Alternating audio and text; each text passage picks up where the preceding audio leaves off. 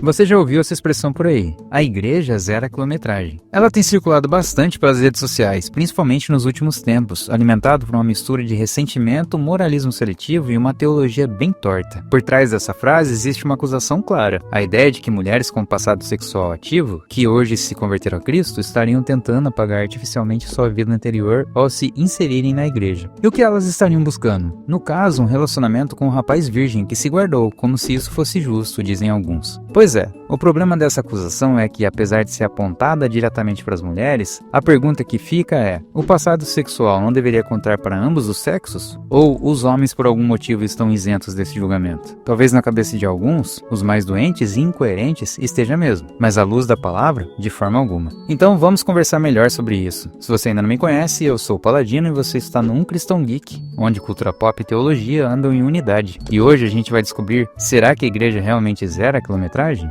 Quer ver um exemplo de como esse julgamento aparece na prática? Recentemente, o perfil Fúria e Tradição publicou um vídeo em que acusava as igrejas de serem refúgio para rodadas tentando zerar a quilometragem. E o exemplo usado foi a Jordana Vucetic, ou Vucevic, ou Vucetic. Olha, o meu russo tá meio gasto, então perdoai aí.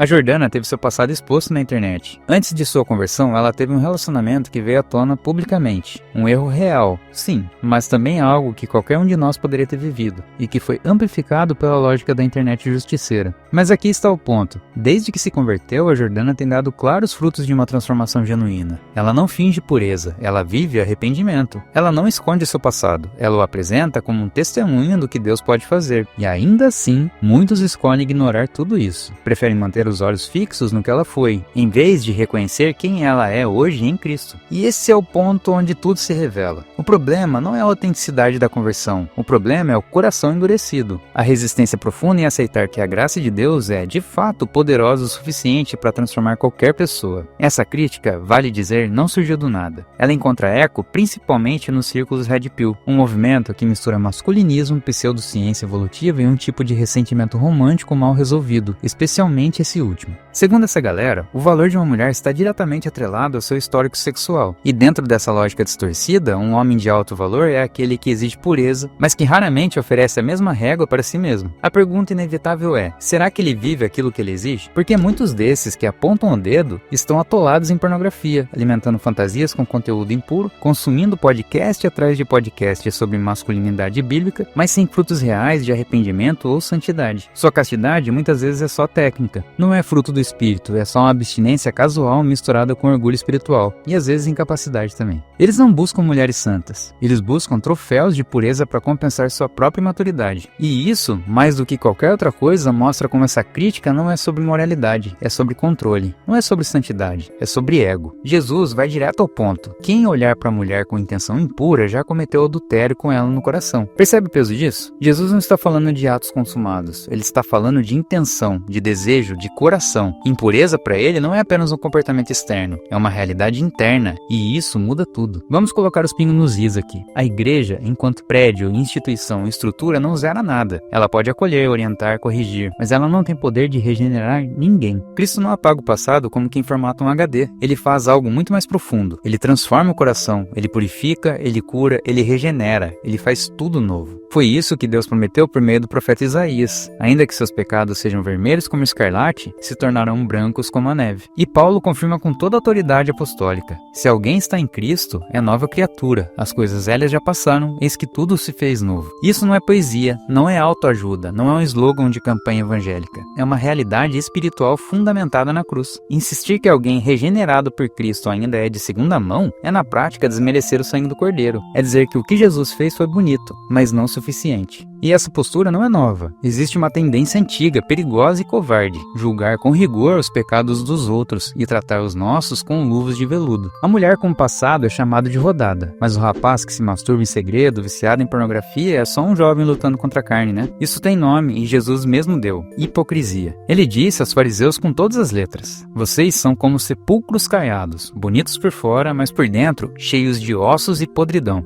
Porque no fim das contas, pecado não é só aquilo que a gente consegue apontar no outro, é o que está escondido dentro da gente, atrás de um discurso bonito, de roupa santa e de um suposto padrão moral elevado. Cristo não veio colecionar troféus de aparência, ele veio para salvar pecadores e transformar o coração, inclusive o meu, o seu, o da Jordana e de quem mais se render a ele de verdade. E olha, deixa eu abrir um parêntese aqui no meio desse texto para ver se eu consigo vomitar um pouco da indignação que me deu nos últimos dias. O que o Felipe fez com a Jordana foi sinceramente uma das coisas mais desonestas que eu já vi na criação de conteúdo cristão ou que se diz cristão. Assisti ao vídeo dele mais de uma vez, buscando entender se tinha alguma coisa lógica ou argumentação mínima naquilo ali. Alerta de spoiler? Não tinha. O vídeo é uma colcha de retalhos, de indiretas, de espantalhos e de generalizações. Felipe nem sequer critica objetivamente algo que a Jordana tenha dito ou feito desde a conversão. Ele constrói uma figura genérica, a mulher arrependida fake, e joga a Jordana dentro desse estereótipo, sem qualquer conexão real com a pessoa dela. Na prática, o que se vê é o de sempre.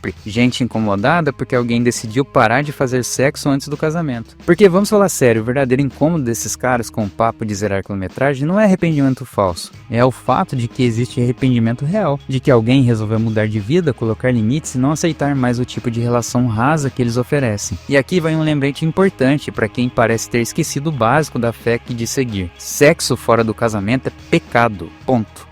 Só uma mente entorpecida por baixaria camuflada de masculinidade bíblica é capaz de usar Jesus como escudo moral enquanto defende fornicação como se fosse um direito adquirido. Além disso, o episódio que expôs a Jordana aconteceu por obra de um ex-ressentido, movido pelo mesmo tipo de raiva mal resolvida que muitos desses caras carregam e disfarçam de opinião embasada. Na moral, não tem nada mais beta do que um homem ressentido fazendo vídeo pra chorar por atenção, né? E é exatamente essa energia que aparece quando algum red pill vem destilar recalque nos comentários. A Jordana era uma menina quando caiu no pecado, como muitos de nós também fomos, mas ela se encontrou com Jesus e ele transformou a vida dela. Então não, ninguém tem direito de reduzir o valor dela a um histórico do qual Cristo já cuidou. E olha, nem sei se é o caso do Felipe, porque sinceramente é difícil entender o que ele fala, quanto mais o que ele pensa. Mas usar uma figura pública para bater num espantalho maluco e desconectado da realidade só revela o efeito de manada que essa turma alimenta, e o tipo de conteúdo raso que se propaga quando o ego é maior que a Bíblia. Graças a Deus que a Jordana tem maturidade espiritual para lidar com essa galera de ego fragilizado e teologia rasa. Mas beleza, vamos voltar pro assunto porque é muito mais importante, né? Seguindo a lógica do que a gente falou lá atrás, invertendo a lente, e se ao invés de criticar, alguém escolhe amar? E se um homem, ao se deparar com uma mulher marcada por um passado difícil, mas hoje transformada pela graça, decide caminhar ao lado dela? Ele não é um tolo por isso, ele também não é um simp, que é uma coisa bem idiota, né? Só podia ser gíria red pill. Ele é um reflexo de Cristo. Efésios 5, 25 e 26 não deixa espaço para dúvida. Maridos, amai vossas mulheres como também Cristo amou a igreja e assim mesmo se entregou por ela para santificá-la. Cristo escolheu amar uma noiva infiel, escolheu se entregar por ela e com o seu amor ele a purificou. Quer um exemplo disso em uma história poderosa? Você já assistiu Amor de Redenção ou leu o livro? Se você não fez isso, vamos uma sinopse bem rápida aqui. Angel, cujo nome verdadeiro é Sarah, foi vendida para a prostituição ainda na infância. Ela carregava traumas, vergonha e feridas profundas. Ela tenta recomeçar, mas o passado puxa ela de volta toda vez. Até que aparece Michael, um homem bem simples de fé sincera, que ora a Deus por uma esposa e Deus aponta justamente para ela. Michael não vê o que o mundo vê, ele vê uma alma que Deus ama e decide amar com o mesmo tipo de amor, constante, firme, cheio de graça. Mesmo quando ela foge, mesmo quando ela recai, ele insiste, ele perdoa e ele cuida dela. Não porque ela merece, mas porque ele entendeu o chamado. Ah, mas isso é só ficção, alguém pode dizer. Na verdade não é. Essa história é inspirada na narrativa bíblica de Oséias. Ele é um profeta a quem Deus ordenou: vai e case-se com uma mulher adúltera. E ele obedeceu. Gomer o traiu inúmeras vezes, mas Oséias foi chamado para amá-la, como Deus ama o seu povo. E agora vem um ponto que muitos não gostam de ouvir. Gomer sou eu, Gomer é você, Gomer somos todos nós, porque todos pecaram e carecem da glória de Deus. E se todos pecaram, quem é você para medir o valor de alguém com a régua que nem você mesmo alcança? Quem insiste em jogar o passado na cara do arrependido está apenas imitando o diabo, porque é ele quem carrega o título de o acusador. No céu, a voz é outra, a alegria é entre os anjos de Deus por um pecador que se arrepende. Sim, é legítimo desejar um casamento santo. Sim, pureza é um valor, mas jamais use isso como escudo para apontar o dedo contra quem já foi alcançado pela misericórdia. Porque no fim das contas, a pergunta que realmente importa não é de onde essa pessoa veio, mas sim para onde ela está indo agora. Pureza, aos olhos de Deus, não é um histórico, é uma direção.